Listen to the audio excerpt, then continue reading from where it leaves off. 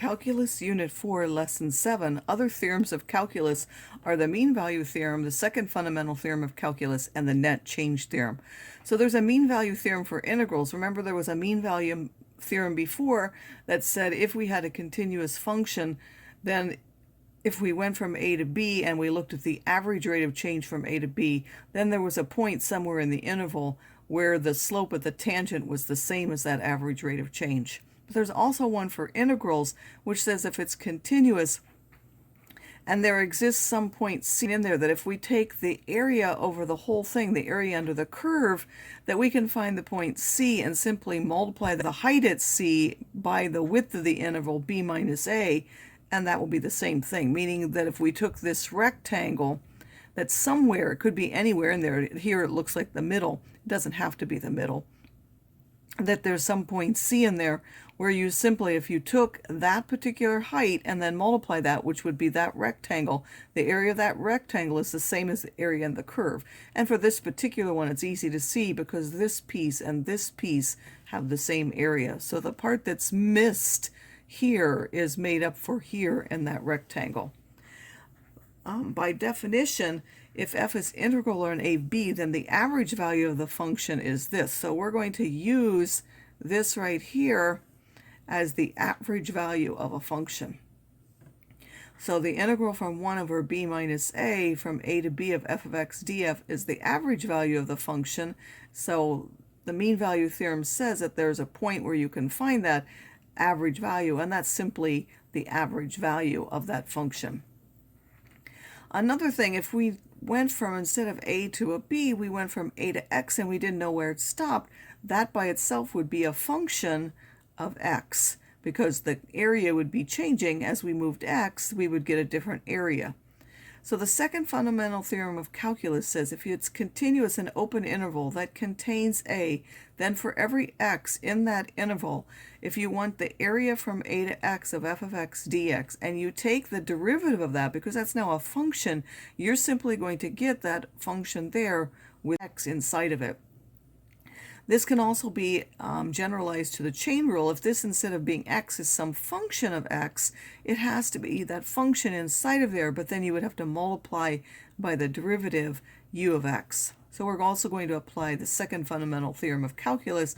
And then the net change theorem says if you have the definite integral of one quantity and you have this antiderivative of that function inside of there, and then you take the antiderivative from a to b of f prime of x, we know that's f of b minus f of a. That's the net change in that function. Of course, we already looked at that before, only we wrote it f of x and then capital F of x. But now that's the net change in the function, and now we're going to apply that to movement along a straight line where s of t is the position function and the velocity is the antiderivative, of course, of that position vector. Then if we take the integral from a to b of v of t, that's the overall displacement. Now that means it could go and come back and go, and it might actually, so the positive and negatives will cancel because this velocity could be negative in certain places, and it could be going forward and backward on that straight line. And this is simply going to tell us how far it moved from its starting point. If you want to know how far it moved, you would want to add the positives and subtract the negatives. In order to do that, you could use the absolute value of that in order to do that. In fact, we could have defined our area to be that before. If we want the area, you simply need to put the absolute value of the function inside of there to find the total distance, or to find the area of a function if it's non-negative. You can simply use the absolute value. So examples of this, it says find the value of c guaranteed by the mean value theorem for the cubic function on 0 to 3. So the mean value is simply 1 over, this is b minus a, and then the integral of that function from 0 to 3. Of course, the antiderivative of x cubed is 1/4 x to the 4th. We're going to evaluate that from 0 to 3.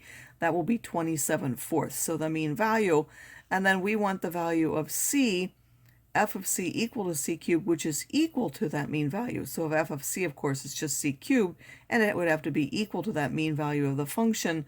So we simply set that equal to it and solve. And this would be, again, the value in between there. So if we take that and multiply that by 3 minus 0, That would be the area underneath the curve. So now find the average value of f of x equal to 9 minus x squared and minus 3, 3, and find all the values of x in the interval for which the function equals absolute value. So again, we find the mean value as above.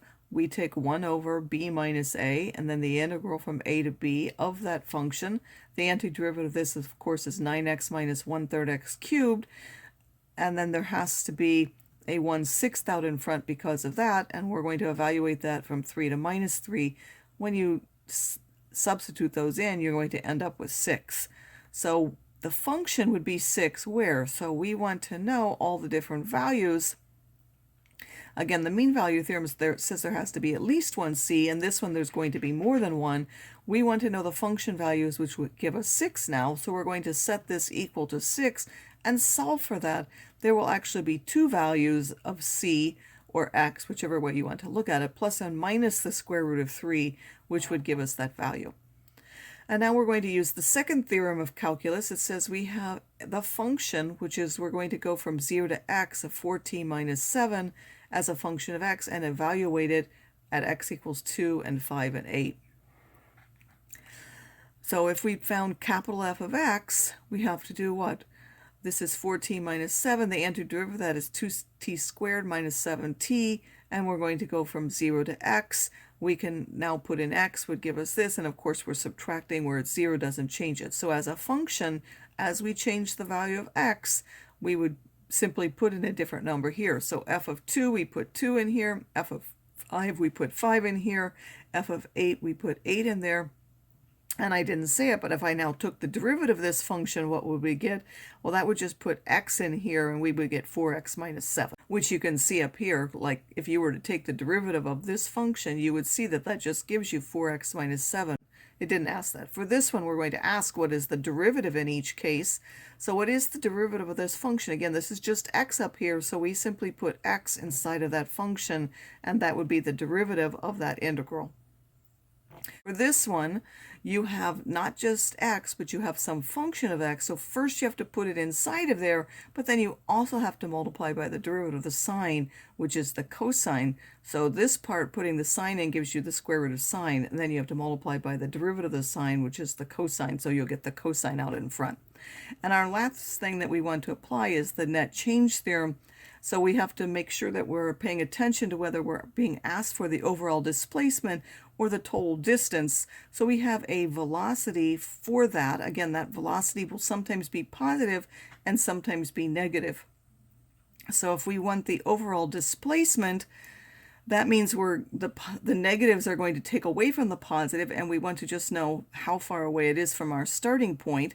So we're simply going to integrate from 1 to 7 that function, and we then, again, we find the antiderivative then and evaluate from 1 to 7 and find that this particular one ends up 0, which means what? It ended up in the same place it started from 1 to 7. Does that mean it didn't move? No, it means it might have gone forward and back and then this way again and ended up in the same place it started with. The total distance that it traveled, again, we would have to figure out where this function is positive and where it's negative. You can do that on your graphing calculator. If you do it on your graphing calculator, you'll find that it is positive from 1 to 3, and then from 3 to 6 it's negative, so I have to put the negative in front of that, and then from 6 to 7 it's positive again. So on this part, these were adding, and this part subtracted from the displacement up here. And then you evaluate each one of those. So again, you're going to find the antiderivative of this. I didn't show that particular step, but when you do it, you're simply going to find those, and that will give you 31.5 feet.